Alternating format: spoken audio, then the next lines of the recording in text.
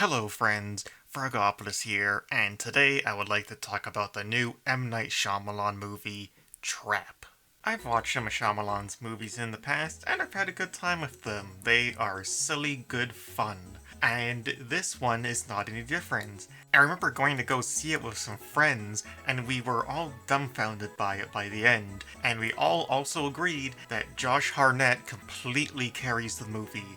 Josh is as perfect as this bumbling dad Cooper who is completely out of place at this concert. There is a zero attempt to cover up the fact that this guy is a murderer, and the movie is so much better for that. And it's not like him being a murderer is even a spoiler, it was in the friggin' trailers. And of course you're going into this movie expecting a classic Shyamalan twist, but the twist is that there's no twist. If you're expecting all of this to be in his head, or maybe he's not the killer and is somebody else, no, he's really the killer, all of this stuff is happening, get used to it, buckle in, enjoy the ride. Also, his daughter's there enjoying a concert, but you know what? That doesn't matter. What matters is Cooper getting into increasingly silly situations and somehow getting out of it. Watching him walk into a room full of SWAT guys and just casually wade through them and do chit-chat and then leave and steal a radio is when I realized exactly what this movie was and how great it was going to be. Now, it is important to point out that they do not know what the killer looks like.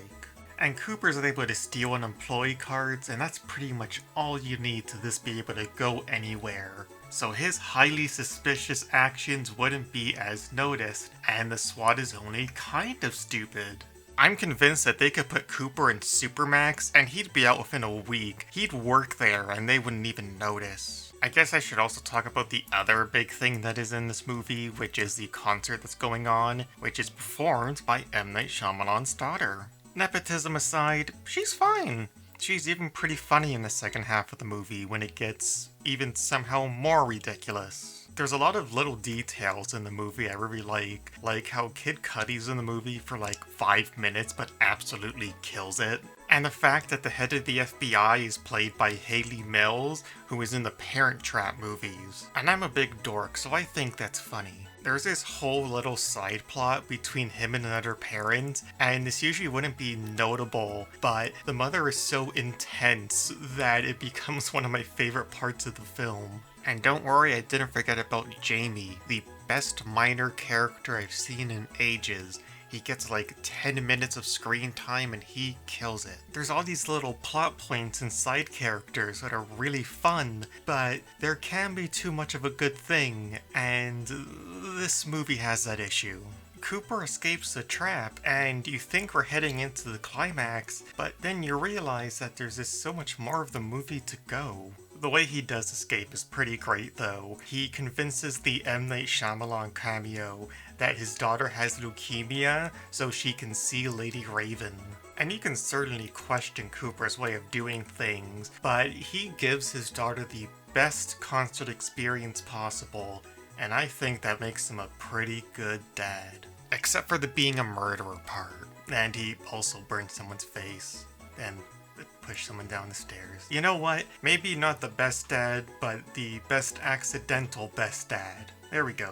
The daughter gets to go on stage and perform a song of Lady Raven, and it's friggin' adorable. Any other movie, this would be the sweetest thing ever. Him and his daughter, whose name is Riley, by the way, get backstage, and things are looking pretty good for Cooper's chance to escape. Now, as cunning as Cooper is, so is the head FBI agent, and she's just going to start inspecting every guy that's there, even if they're an employee. So Cooper comes up with a wild last-ditch effort. He asks Lady Raven if he can talk to her in private about his daughter's very real leukemia. And then once they're alone, he just tells her that he's the butcher.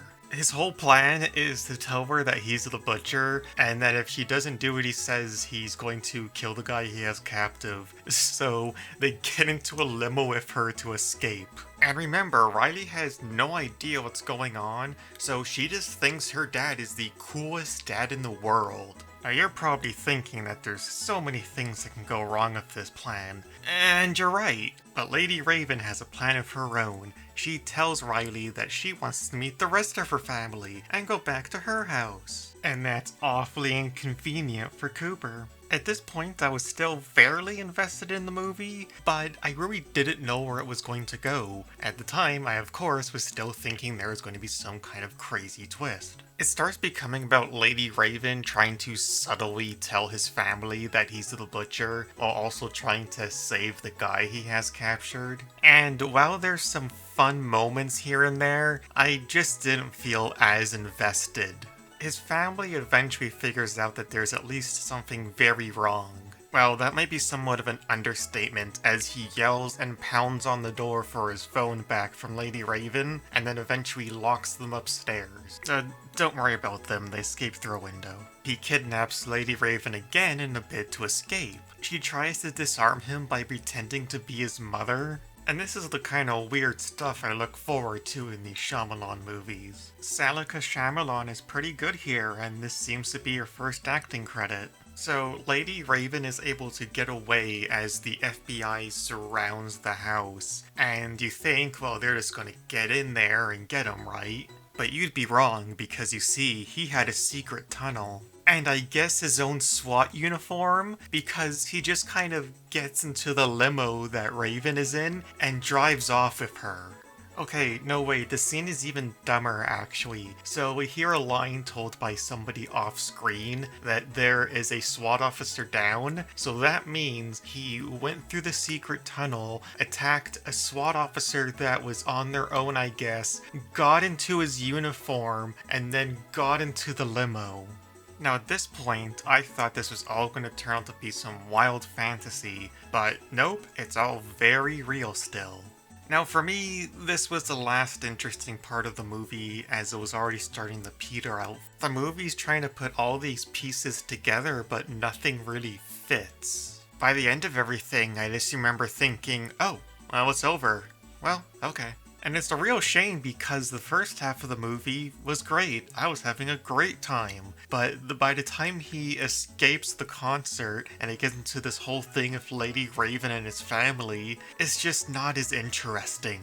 And this really just cements for me that Cooper carries the movie. I would have checked out way earlier if it wasn't for him. One reason I really wanted to talk about Trap in particular is because it's a great example of what I love and hate about M. Night Shyamalan. You have all the neat characters and the initially cool plot, but he has trouble putting it all together into one neat little package. I personally still enjoy M. Night Shyamalan and his eccentricities, but there needs to be a balance, and that wasn't here. At the end of the day, this movie is pretty fun, but not a must-see.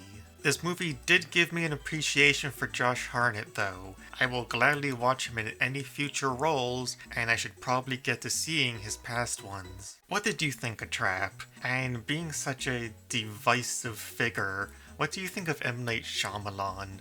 While my future plans are not set in stone, I'll probably be doing To Be Time 2 next.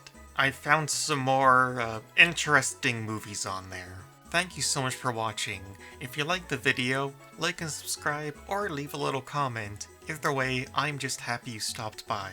Have a great day. Bye.